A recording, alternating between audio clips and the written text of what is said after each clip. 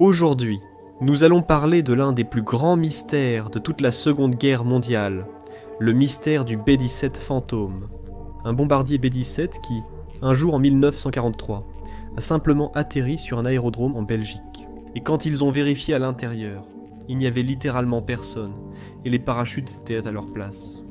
Comment ce bombardier a-t-il réussi à atterrir sans aucun pilote? Et plus important encore, qu'est-il arrivé à son équipage? Il semblait avoir disparu sur le champ. Aujourd'hui, nous allons éclaircir les détails de cet événement incroyable. Installez-vous confortablement, je suis Kevin Aguilar et voici Guns Club. Nous étions dans l'après-midi du 23 novembre 1944. L'unité anti-aérienne de la Royal Air Force était stationnée à la base militaire de Kassenbach, en Belgique, observant le ciel, attendant les ennemis.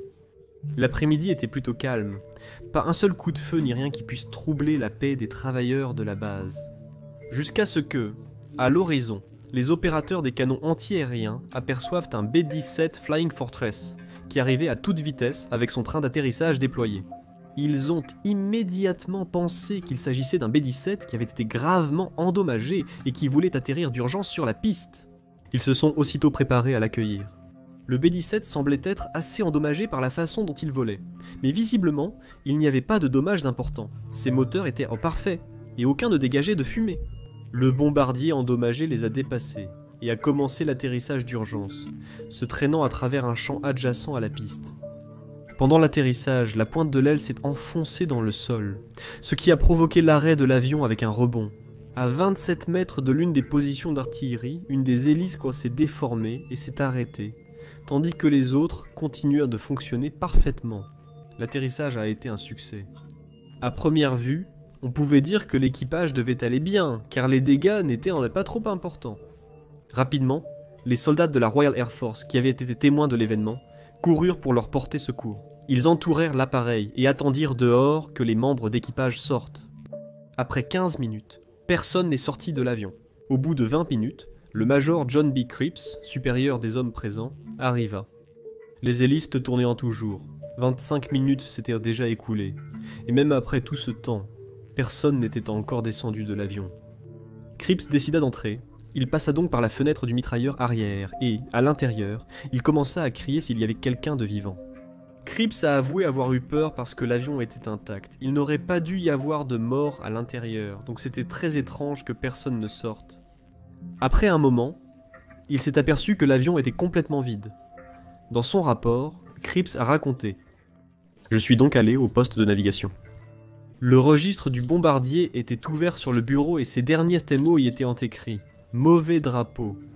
Pendant notre recherche dans le fuselage, nous avons trouvé des parachutes soigneusement enroulés, une douzaine prêts à être accrochés. Cela n'a fait qu'augmenter le mystère et rendre la disparition de l'équipage encore plus inexplicable. L'équipage d'un B-17 était toujours composé de 10 hommes et 12 parachutes étaient embarqués au cas où certains seraient endommagés par des éclats. Les membres d'équipage devaient rarement les utiliser, et ne l'ont pas fait non plus. Cripps remarqua que la tourelle Mearsparrow du bombardier avait encore son couvercle en plexiglas et qu'elle n'avait pas été utilisée. Il trouva aussi des vestes suspendues, certaines contenant des chocolats entamés. À cette altitude, le froid est insoutenable, il était donc étrange qu'ils aient abandonné leurs vestes ainsi. En descendant de l'avion, il remarqua aussi qu'il n'y avait même pas de nom. Tous les membres d'équipage donnent un nom à leur bombardier, car il est considéré comme très malchanceux de voler dans un bombardier sans nom.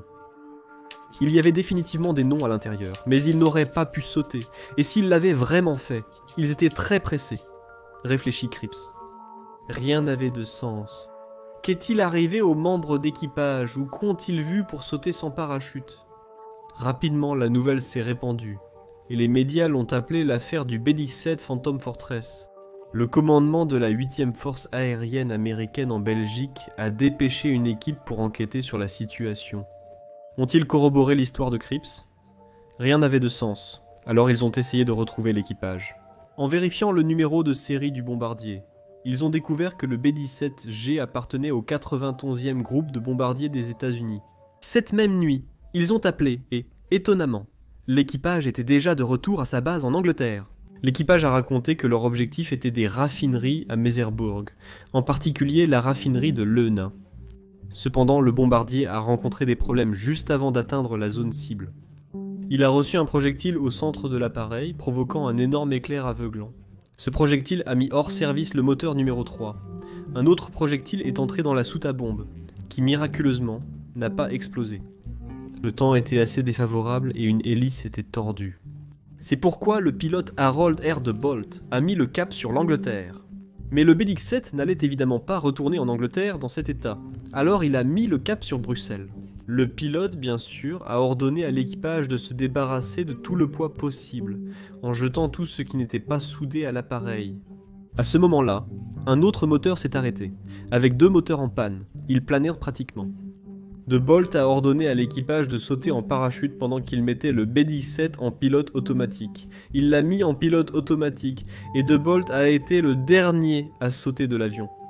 Il pensait que l'avion s'écraserait quelque part en Europe ou en mer, mais il ne pouvait pas se tromper davantage. L'histoire de l'atterrissage miraculeux avait donc beaucoup de sens.